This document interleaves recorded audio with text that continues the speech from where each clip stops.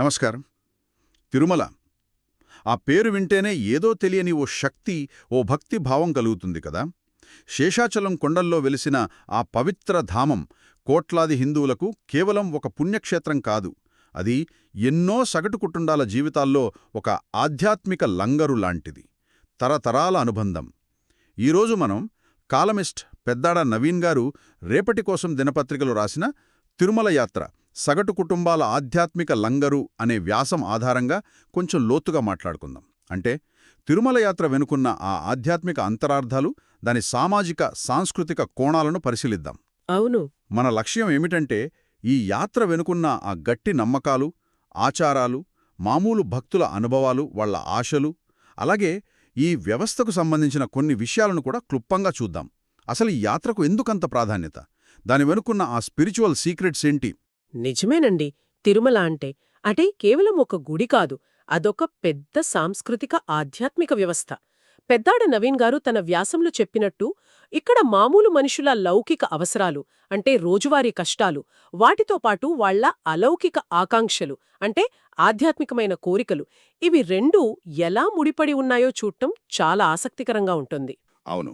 ఇంకా చెప్పాలంటే భక్తులకు ఉండే ఆ గట్టి నమ్మకం, అది ఇక్కడ పరిపాలనలో ఉండే కొన్ని సమస్యలను, విమర్శలను కూడా ఎలా అధిగమిస్తోందో చూడటం అది చాలా ముఖ్యం.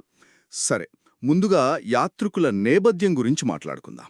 పెద్దాడ నవీన్ గారి పరిశోధన ప్రకారం తిరుమల వచ్చే యాత్రికుల్లో దాదాపు 65% మందంట వాళ్ళు దిగువ మధ్యతరగతి వాళ్లేనట. అవునా? వాళ్ల వార్షిక ఆదాయం కూడా సుమారు 70,000 రూపాయల లోపే ఉంటోందని ఒక అంచనా. అంటే మనం అనుకునేదానికి కొంచెం భిన్నంగా ఉంది కదూ. తిరుమల అంటే కేవలం డబ్బున్నవాళ్ల కోసమే కాదనమాట. ఇది చాలా ముఖ్యమైన పాయింట్ అండి. అంటే తిరుమల అందరి దేవుడు, సామాన్యులకు కూడా అందుబాటులో ఉన్నాడని ఇది స్పష్టం చేస్తోంది. మరి వాళ్ళెందుకొస్తున్నారు? వాళ్ల ప్రధాన ఉద్దేశ్యమేంటంటే తమ రోజువారీ జీవితంలో ఎదురయ్యే కష్టాలు, ఆరోగ్యం కావచ్చు, ఆర్థిక ఇబ్బందులు కావచ్చు, పిల్లల చదువులు, వీటికేదైనా ఒక దైవిక పరిష్కారం దొరుకుతుందేమోనని ఆశతో వస్తారు. పెద్దాడ నవీన్ దీన్ని ప్రాయోజిక భక్తి అన్నారు. అంటే ప్రాగ్మాటిక్ డివోషన్. మోక్షం లాంటి పెద్ద పెద్ద ఆధ్యాత్మిక లక్ష్యాల కంటే ముందు తమ ఈ లౌకిక జీవితంలో కొంచెం స్థిరత్వం, ఏదైనా విజయం కలగాలని దేవుణ్ణి ఆశ్రయించడమన్నమాట. అంటే తాము పడే కష్టానికి, చేసే ప్రయత్నానికి ఆ స్వామివారి దైవిక తోడ్పాటు లభిస్తుందని, ఏదో ఒక అండ దొరుకుతుందని ఒక బలమైన నమ్మకం. ఖచ్చితంగా. అది వాళ్ల జీవితాలకు ఒక ఆధ్యాత్మిక భరోసా, ఒక ఊరట కూడా. సరే, ఇక ఆధ్యాత్మిక పునాదుల విషయానికొస్తే ఈ భక్తికి మూలం ఆ శ్రీనివాసుడి రుణగాథ అని మనందరికీ తెలిసిందే కదా. పద్మావతి అమ్మవారితో పెళ్లి కోసం కుబేరుడి దగ్గర అప్పు చేయడం, ఆ అప్పు తీర్చడానికే స్వామి ఇక్కడ కలియుగంలో కొలువైనారని గట్టి నమ్మకం. నిజమే. అందుకే భక్తులు హుండీలో వేసే ప్రతి పైసా, ప్రతి కానుక ఆ దేవుడి అప్పు తీర్చడంలో తమ వంతు సాయంగా భావిస్తారు. స్వామితో తమకున్న ఒక పర్సనల్ కనెక్షన్కి అది నిదర్శనం అనుకుంటారు. ఇక్కడ చాలా ఆసక్తికరమైన విషయమేంటంటే ఈ నమ్మకముందు చూశారా, ఇది భక్తుడికి ఆ వెంకటేశ్వర స్వామికి మధ్య ఒక బలమైన వ్యక్తిగతమైన బంధాన్ని క్రియేట్ చేస్తుంది. వాళ్ల ఆర్థిక ఇబ్బందులు ఎలా ఉన్నా సరే ఈ దైవిక రుణానుబంధం తీర్చడం ద్వారా ఏదో తెలియని ఒక శరణాగతి ఫీలింగ్, ఒక మానసిక తృప్తి పొందుతారు. అది వాళ్ల ఆధ్యాత్మిక జీవితంలో ఒక సెంట్రల్ పాయింట్ లాంటిది. ఇక ఆ దర్శనం అనుభవం, దాని గురించి చెప్పాలి. గర్భగుడిలోని ఆ ఆనంద నిలయం అంటే స్వామివారు ఉండే ఆ పవిత్ర స్థలం ఒక అపారమైన శక్తి కేంద్రంలా ఫీలవుతారట భక్తులు. అవును. అక్కడి వాతావరణం, ఆ ధూపం వాసన, ఆ ఘంటల శబ్దం, ఆ మంత్రాలు, ఇవన్నీ కలిసి మాటల్లో చెప్పలేని ఒక ప్రశాంతతను, ఒక డివైన్ ఫీలింగ్ను ఇస్తాయని అంటారు. మనకు 16వ శతాబ్దానికి చెందిన వ్యాసతీర్థుల లాంటి గొప్ప సాధువులు కూడా ఇక్కడి గోపురంపైన ఉండే విమాన వెంకటేశ్వరుణ్ణి ఆరాధించి మోక్షం పొందారని కూడా చెబుతారు. దర్శనం తర్వాత చాలామంది నిజంగా వాళ్ల జీవితాల్లో పెద్ద మార్పులొచ్చాయని చెప్తుంటారు. కొందరికేమో మానసిక ప్రశాంతత, సంతోషం పెరిగి టెన్షన్స్ తగ్గాయంటారు. మరికొందరికేమో లౌకిక జీవితంలో అంటే చదువులోనో, ఉద్యోగంలోనో, వ్యాపారంలోనో విజయాలొచ్చాయని అంటారు. దీని వెనుక ఉన్న బలమైన నమ్మకమేంటంటే స్వామివారు భక్తుల పాపాలను, వాళ్ల పాత కర్మల ఫలితాలను తీసేసి వాళ్లకొక మంచి దారిలో నడవడానికి, ఒక కొత్త జీవితం మొదలుపెట్టడానికి అవకాశం ఇస్తారని. ఇది ఒక రకంగా కర్మ సిద్ధాంతం నుంచి విముక్తి పొంది స్పిరిచువల్గా రీబార్న్ అవ్వడం లాంటిది. స్వామినామాల్లో కూడా గోవింద నామస్మరణకు చాలా ప్రత్యేక స్థానం ఉంది. ఈ పేరుని తలచుకోవడం, జపించడం, రాయడం ఇవన్నీ భక్తిని, ఏకాగ్రతను పెంచుతాయని నమ్ముతారు. ఈ మధ్య టీటీడీ వాళ్లు యువత కోసం 1,000,000 గోవింద నామాలు రాస్తే ఫ్యామిలీతో సహా వీఐపీ బ్రేక్ దర్శనం కల్పించే ఒక ప్రోగ్రాం కూడా మొదలుపెట్టారు. ఇది చాలా ఇంట్రెస్టింగ్ స్ట్రాటజీ అండి. సాంప్రదాయ భక్తి సాధన అయిన తపస్సును ఈ కాలపు అట్రాక్షన్ అయిన వీఐపీ దర్శనంతో కలపడం. రోజుకు 24 గంటలు కంటిన్యూస్గా రాసినా దాదాపు 578 రోజులు పడుతుందట ఈ 1,000,000 నామాలు రాయడానికి. Oh my God! ఇంత కష్టమైన సాధన వెనుక ఉన్న ఉద్దేశం యువతలో డిసిప్లిన్, కాన్సంట్రేషన్, ఓర్పు, భక్తి భావనలు పెంచడం. ఒక రకంగా చెప్పాలంటే ఇది గోల్ ఓరియంటెడ్ భక్తిని ఎంకరేజ్ చేయడం లాంటిది. కానీ దాని స్పిరిచువల్ బేస్ మాత్రం తపస్సే. ఇక సాంస్కృతిక కోణంలో చూస్తే మన తెలుగు రాష్ట్రాల్లోని కుటుంబాలకు తిరుమల యాత్ర అనేది జీవితంలో ఒక భాగం, ఒక కల్చరల్ నామ్ లాంటిది. పెళ్లి కాగానే కొత్త జంట స్వామి దర్శనానికి రావటం, అవును, పిల్లలు పుట్టాక వాళ్లని స్వామి ఆశీస్సుల కోసం తీసుకురావడం ఇవన్నీ దాదాపు కంపల్సరీ అన్నట్టుంటాయి. చాలా ఇళ్లల్లో పూజ గదుల్లో స్వామివారి క్యాలెండర్లు, ఫోటోలు తప్పకుండా కనిపిస్తాయి. దీన్ని కొంచెం పెద్ద దృష్టితో చూస్తే ఇది కేవలం ఒక ఆచారం కాదు, జీవితంలో జరిగే ప్రతి ముఖ్యమైన ఈవెంట్ను దేవుడి ఆశీస్సులతో కనెక్ట్ చేయడం. దీని ద్వారా కుటుంబాలు తమ కల్చరల్ హెరిటేజ్ను, హిందూ ధర్మ సంప్రదాయాలను నెక్స్ట్ జనరేషన్కి పాస్ చేస్తున్నాయి. ఏటీడీ కూడా తన ఫండ్స్ను వేద పాఠశాలల నిర్వహణకు, పాత గుడుల రెనోవేషన్కు వాడాలనే రూల్స్ ఉండటం ఈ కల్చరల్ ప్రిజర్వేషన్కు ఒక ఇన్స్టిట్యూషనల్ సపోర్ట్ ఇస్తుంది. అలాగే తలనీలాలివ్వడం ఇది తిరుమలలో చాలా స్పెషల్ కదా. కోరిక తీరినందుకు మొక్కు తీర్చుకోవడానికే కాదు, తమలో ఉన్న అహంకారాన్ని, పాపాలను వదిలేయడానికి గుర్తుగా కూడా భక్తులు దీన్ని చూస్తారు.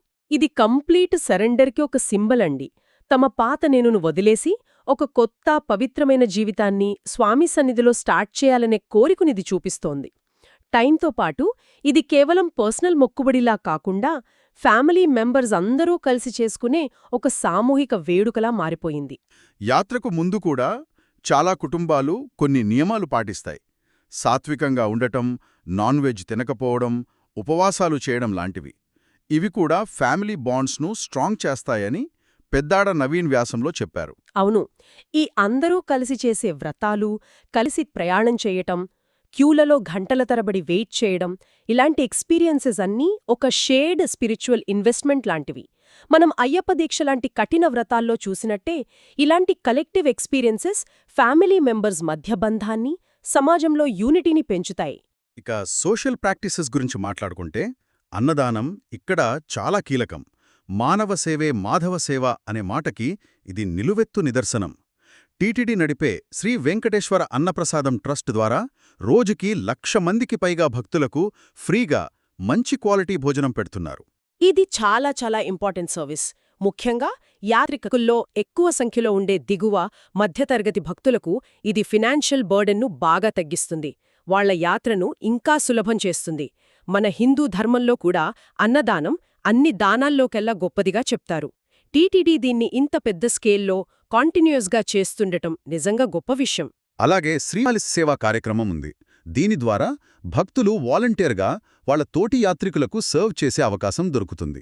మన తెలుగు రాష్ట్రాల నుంచే కాదు, తమిళనాడు, కర్ణాటక, కేరళ లాంటి సౌత్ స్టేట్స్ నుంచి, నార్త్ నుంచి కూడా వేలాది మంది సేవకులు వచ్చి క్యూలైన్లు మేనేజ్ చేయడం, అన్నదానం, క్లీనింగ్ లాంటి పనుల్లో హెల్ప్ చేస్తారు. ఇది స్పిరిచువల్ బ్రదర్హుడ్ను, సేవా దృక్పథాన్ని పెంచే ఒక అద్భుతమైన ప్రోగ్రాం. సేవ ద్వారా భక్తిని చూపించడం, తోటివాళ్లకి హెల్ప్ చేయడం ద్వారా సోషల్ యూనిటీని పెంచడం దీని మెయిన్ ఉద్దేశ్యం.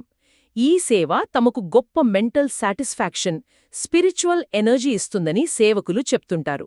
వీటికి తోడు టీటీడీ క్రౌడ్ మేనేజ్మెంట్కి లేటెస్ట్ టెక్నాలజీ వాడటం, అచ్యుతం, శ్రీపదం లాంటి కాంప్లెక్స్లతో అకామిడేషన్ ఇవ్వడం, ఇవన్నీ కూడా యాత్రను ముఖ్యంగా కామన్ పీపుల్కి ఇంకా కంఫర్టబుల్గా మార్చాయి. ఇన్ని మంచి విషయాలు, సేవా కార్యక్రమాలు ఉన్నా పెద్దాడ నవీన్ గారు చెప్పినట్టు టీటీడీ అడ్మినిస్ట్రేషన్లో కొన్ని ఇన్స్టిట్యూషనల్ కాంప్లెక్సిటీసు, కొన్ని కాంట్రవర్సీలు కూడా ఉన్నాయి. ముఖ్యంగా టీటీడీ ఆంధ్రప్రదేశ్ గవర్నమెంట్ కంట్రోల్లో ఉండటం, టీటీడీ బోర్డ్ మెంబర్స్ అపాయింట్మెంట్స్లో పొలిటికల్ ఇన్ఫ్లుయెన్స్ ఎక్కువ ఉంటోందనే దానిపై కొన్ని ఆందోళనలు వ్యక్తమవుతున్నాయి. రాష్ట్ర ప్రభుత్వం ఎప్పుడైనా ఆర్థిక ఇబ్బందుల్లో ఉన్నప్పుడు గుడి నిధులను, ముఖ్యంగా హిందూ ధర్మ ప్రచారానికి, వేద పాఠశాలలకు, పాత గుడుల రెనోవేషన్కు మాత్రమే కేటాయించాల్సిన ఎండోమెంట్ ఫండ్స్ను గవర్నమెంట్ స్కీమ్స్కి డైవర్ట్ చేస్తారేమోనని కొందరు భక్తులలో, హిందూ ఆర్గనైజేషన్స్లో భయాలున్నాయని ఆ వ్యాసం సూచిస్తోంది. ఈ పొలిటికల్ ఇంటర్ఫియరెన్స్ టీటీడీ ఆటోనమీకి, దాని పవిత్రతకు భంగం కలుగుస్తుందని వాళ్లు భావిస్తున్నట్టు తెలుస్తోంది. వీటితో పాటు కరప్షన్ ఆరోపణలు, ట్రాన్స్పరెన్సీ లేకపోవడంపై కూడా విమర్శలు అప్పుడప్పుడు వస్తూనే ఉన్నాయి. ఉదాహరణకు, శ్రీవాణి ట్రస్ట్ ఫండ్స్ వాడకంపై కొన్ని పొలిటికల్ విమర్శలు వచ్చాయి. ఫారిన్లో చేసిన శ్రీనివాస కళ్యాణం లాంటి ప్రోగ్రామ్స్ ఖర్చుల విషయంలో తేడాలు జరగాయనే ఆరోపణలు కూడా గతంలో వచ్చాయి. రీసెంట్గా టీటీడీ ఈవోగారే స్వయంగా శ్రీవాణి ట్రస్ట్ ద్వారా వచ్చే వీఐపీ బ్రేక్ దర్శనం టికెట్ల బుకింగ్ సిస్టంలో కొన్ని లోపాలున్నాయని, దానివల్ల భక్తులు గంటల తరబడి వెయిట్ చేయాల్సి వస్తుందని ఒప్పుకున్నట్లు కూడా వ్యాసంలో ఉంది. ఇది ఒక ముఖ్యమైన ప్రశ్నలు లేవనెత్తుతుంది. అడ్మినిస్ట్రేటివ్ ఇష్యూస్తో పాటు మత మార్పిడిలు, కొండమీద ఇతర మతాల ప్రచారాలు జరుగుతున్నాయని ఆరోపణలు కూడా టీటీడీకి పెద్ద ఛాలెంజెస్గా మారాయి. టీటీడీ ఎంప్లాయీస్లో కొందరు వేరే మతస్థులు ఉన్నారని, తిరుమల చుట్టుపక్కల మత ప్రచారాలు జరుగుతున్నాయని ఆరోపణలు వచ్చాయి. వీటికి రెస్పాన్స్గా టీటీడీ దళిత గోవిందం లాంటి సోషల్ హార్మనీ ప్రోగ్రామ్స్ చేపట్టినా వాటిపై కూడా విమర్శలొచ్చాయి. ఇవి మత మార్పిడులను ఆపడం కంటే పొలిటికల్ బెనిఫిట్స్ కోసమేనని కొందరు విమర్శించినట్టు తెలుస్తోంది. కొండమీద పవిత్రతను కాపాడటానికి పొలిటికల్ లేదా విద్వేషపూరిత స్పీచ్లను బ్యాన్ చేస్తూ టీటీడీ స్ట్రిక్ట్ రూల్స్ అమలు చేస్తోంది. ఇక్కడే అసలు విషయం ఇంట్రెస్టింగ్గా మారుతోంది. పెద్దాడ నవీన్ తన వ్యాసంలో గట్టిగా చెప్పిన కీలకమైన పాయింట్ ఏమిటంటే, ఇన్ని ఇన్స్టిట్యూషనల్ ప్రాబ్లమ్స్, పొలిటికల్ ఆరోపణలు, అడ్మినిస్ట్రేటివ్ విమర్శలు, కాంట్రవర్సీలు ఉన్నప్పటికీ తిరుమలకొచ్చే భక్తుల సంఖ్యగానీ, హుండీ ద్వారా వచ్చే ఆదాయంగానీ ఏమాత్రం తగ్గకపోవడం, ఇది నిజంగా ఆశ్చర్యం కలిగించే విషయం. దీనికి కారణమేంటంటే, ఆ సగటు భక్తుడి విశ్వాసం ఉంది చూశారా, అది మనుషులు క్రియేట్ చేసిన శాశ్వతం కాని ఈ అడ్మినిస్ట్రేటివ్ సిస్టమ్స్పై ఆధారపడి లేదు. వాళ్ల గట్టి నమ్మకం శ్రీవేంకటేశ్వరుని అలౌకిక, శాశ్వతమైన శక్తిమీద, ఆయన కరుణమీద కేంద్రీకృతమయ్యుంది. అవును.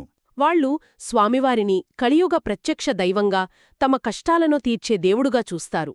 ఈ అడ్మినిస్ట్రేషన్ లోపాలను, పొలిటికల్ ఆరోపణలను టెంపరరీగా, మనుషుల్లో ఉండే మామూలు బలహీనతలుగా చూస్తారు. వాళ్ల భక్తి, వాళ్ల కనెక్షన్ డైరెక్టుగా దేవుడితోనే, మధ్యలో ఉండే ఈ బోర్డులతో కాదు. ఇదే తిరుమల క్షేత్రం యొక్క స్పెషాలిటీ. సో మొత్తంగా దీని సారాంశమేంటి? పెద్దాడ నవీన్ గారి వ్యాసం ద్వారా మనం అర్థం చేసుకోవాల్సిన మెయిన్ పాయింట్ ఏమిటంటే, తిరుమల యాత్ర అనేది సగటు తెలుగు కుటుంబాలకు కేవలం ఒక రిలీజియస్ డ్యూటీ కాదు. అది వాళ్ళ జీవితంలో ఒక మల్టీఫేసెటెడ్ బేస్. వాళ్ళ లౌకిక సమస్యలకు సొల్యూషన్ చూపించే ఒక ఆశాకిరణం, వాళ్ళ కల్చరల్ హెరిటేజ్ను కాపాడుకునే ఒక సాధనం, అలౌకిక ఆనందాన్ని, మానసిక శాంతినిచ్చే ఒక స్పిరిచువల్ పాత్. ఖచ్చితంగా ఇది మోడర్న్ లైఫ్లో రోజురోజుకీ పెరిగిపోతున్న స్ట్రెస్, డిప్రెషన్, యాంగ్జైటీలకు ఒక స్పిరిచువల్ హీలింగ్ లాగా పనిచేస్తుంది. ఫ్యామిలీ బాండ్స్ను, సోషల్ యూనిటీని బలపరుస్తుంది.